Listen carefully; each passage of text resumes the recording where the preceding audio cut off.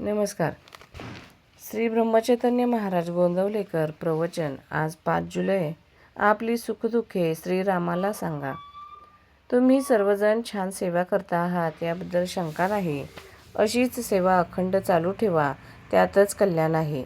त्यानेच आपण तरून जाऊ. जरी कुणी काहीही सांगितले, ह्यात काय आहे, त्यात काय आहे, ह्याने काय होणार आहे असे म्हटले तरी तुम्ही तिकडे लक्ष देऊ नका.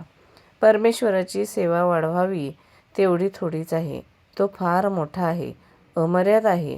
त्याला पाहायला तशीच सेवाही फार मोठी करायला पाहिजे. त्याला पाहण्यासाठी तशी मोठी शक्तीही आपल्याला लागेल. अर्जुनाला श्रीकृष्ण परमात्म्याने दिव्य दृष्टी देऊन दर्शन घडविले. ती दिव्य दृष्टी आपल्याजवळ नाही, पण ती मिळवण्याची शक्ती आपल्याजवळ आहे. भक्तीची प्रगती ही खरी शक्ती आणि त्याकरिता अखंड नामस्मरण हेच खरे साधन. श्रीराम प्रभू आपल्या घरातला कुणीतरी आहे याबद्दल खात्री बाळगा. त्याला तुम्ही आपली सुखदुःखे सांगा. दिवसाकाठी एकदा तरी रामापुढे उभे राहून त्याला अनन्य भावाने शरण जा. दिवस आनंदात जाईल. तुमचे दुःख दूर होईल. आपले ज्ञान, शक्ती, वैभव, सत्ता त्याच्यापुढे काहीच नाहीत. तेव्हा या सर्वांचा विसर पाडून त्याला शरण जा आणि त्याच्याजवळ प्रेम मागा. देवा, आम्ही जे तुझे दर्शन घेतो ते सर्व बाह्य स्वरूपाचे. तुझे आम्हाला खरे दर्शन घडव. आम्ही अवगुण संपन्न असू. तुझे दर्शन व्हावे एवढी सेवा आमच्याजवळ नाही, परंतु तू आता आम्हाला क्षमा कर. यापुढे देवा कितीही संकटे येवोत, आमच्या प्रारब्धाचे भोग आम्ही तुझ्या नामात आनंदाने भोगू. जे काही व्हायचे असेल ते होऊ दे. आमचे समाधान टिकून तुझ्या नामात आमचे प्रेम राहील एवढी तुझी कृपा असू दे.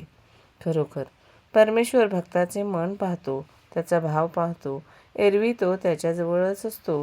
जो श्रद्धेने परमेश्वराचे चिंतन करतो त्याला परमेश्वर जवळ असून आपल्याला तो मदत करायला सिद्ध आहे याची खात्रीच असते.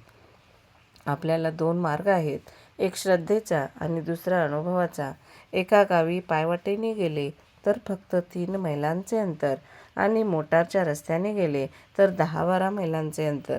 श्रद्धा ही त्या पायवाटेसारखी आहे. तिने चालले तर अंतर कमी पडेल. मोटारीचा मार्ग म्हणजे अनुभवाचा मार्ग. मोटार कुठे रस्त्यात बिघडली किंवा वाटेत कुठे अडथळा आला की प्रगती थांबते.